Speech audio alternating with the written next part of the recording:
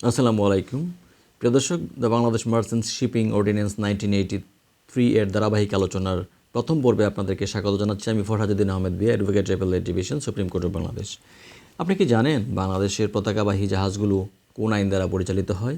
কিংবা একজন নাবিক যখন জাহাজ থেকে পালিয়ে যান তখন আইনের ভাষায় তাকে কি বলা হয়? আজ আমরা আলোচনা করব বাংলাদেশের সামুদ্রিক ইতিহাসের অন্যতম গুরুত্বপূর্ণ আইন, যেটা the Bangladesh merchant shipping ordinance 1983 নিয়ে। এই আইনটি পুরো বাংলাদেশের জন্য প্রযোজ্য। অ্যাকচুয়ালি এটি সব বাংলাদেশি যে শিপ আছে এর উপর প্রযোজ্য, হোক সেটা পৃথিবীর যে কোনো প্রান্তে।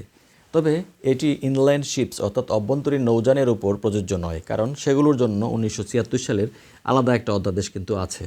প্রিয় দর্শক, এবার আমরা জেনে নেই বাংলাদেশ নৌবাহিনী বা সরকারি জাহাজ যা লাভের জন্য ব্যবহৃত হয় না বিদেশি এবং সেগুলোর উপর এই আইন কিন্তু খাটবে না। বিদেশি রাষ্ট্রপ্রধানের মালিকানাধীন অলাভজনক জাহাজেও কিন্তু এটি প্রযোজ্য নয়। গুরুত্বপূর্ণ কিছু নিয়ম আছে। অ্যাপ্রেন্টিস বা শিক্ষানবিশ যারা সমুদ্র সেবার জন্য প্রশিক্ষণে আছেন, ক্যাডেট, তাদের ক্ষেত্রে না। মাস্টার, জাহাজের প্রধান ব্যক্তি, পাইলট বা হারবার মাস্টার ছাড়া, সিমেন নাবিক অর্থাৎ মাস্টার, পাইলট বা অ্যাপ্রেন্টিস ছাড়া জাহাজে কর্মরত যে কেউ, ডিসার্শন, পালিয়ে যাওয়া, এটি খুব গুরুত্বপূর্ণ। যদি কোনো নাবিক ইচ্ছাকৃতভাবে জাহাজ ছেড়ে চলে যান বা নির্ধারিত সময়ে জাহাজে না ফেরেন, তবে 3 দিনের মধ্যে উপযুক্ত কারণসহ রিপোর্ট করলে সেটি সবসময় ডেজার্শন হিসাবে গণ্য নাও হতে পারে। গুরুত্বপূর্ণ যে বিষয়গুলো আছে, গুরুত্বপূর্ণ কিছু ভেসেলের ধরন নিয়ে আলোচনা করা হয়েছে। বাংলাদেশ শিপ যেটি, এটি যে কারো হতে পারে।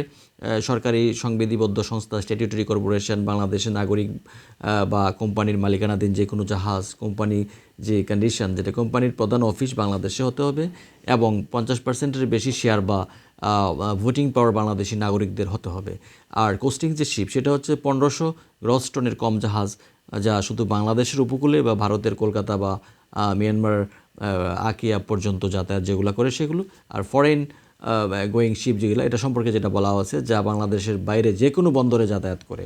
আর র্যাক, যেটা ডুবে যাওয়ার যে ধ্বংসাবশেষ, সেটা সম্পর্কে যেটা বলা হয়েছে, সমুদ্রে ফেলে দেওয়া মালপত্র, পরিত্যক্ত জাহাজ বা ভাসমান বস্তুকে এখানে বোঝানো হয়েছে।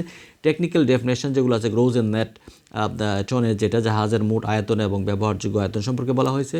লোড লাইন এবং সেফটি যেটা কনভেনশন, যেটা আন্তর্জাতিক আইন 1966 এবং 1974 অনুযায়ী জাহাজের নিরাপত্তা এবং কতটা ওজন বহন করবে তার নিয়ম। স্পেশাল ট্রেড প্যাসেঞ্জার যারা নির্দিষ্ট অঞ্চলের মধ্যে, যেমন হজ বা বিশেষ সমুদ্র পথে ভ্রমণ করেন, সরকারের কিছু ক্ষমতা, সরকার চাইলে গেজেট নোটিফিকেশনের মাধ্যমে বাংলাদেশি জাহাজের মালিকানার শর্ত, যেমন শেয়ারের হার পরিবর্তন করতে পারে, তবে এটি আগের নিবন্ধিত জাহাজ যেটা আছে সেটার উপর কোনো প্রভাব ফেলবে না।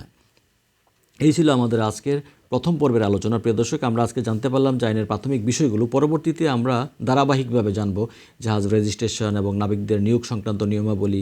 আজকের এই আলোচনাটি যদি আপনাদের ভালো লেগে থাকে তাহলে আমাদের সাথেই থাকুন। প্রিয় দর্শক, the Bangladesh merchant shipping ordinance 1983 নিয়ে আমরা অধিকতর আলোচনা করব এবং ডিটেলে যাব ইনশাআল্লাহ পরবর্তীগুলোতে, ধাপে ধাপে। আশা করি আমাদের সাথে থাকবেন। ধন্যবাদ সবাইকে। ভালো থাকুন, সুন্দর থাকুন, সুস্থ থাকুন।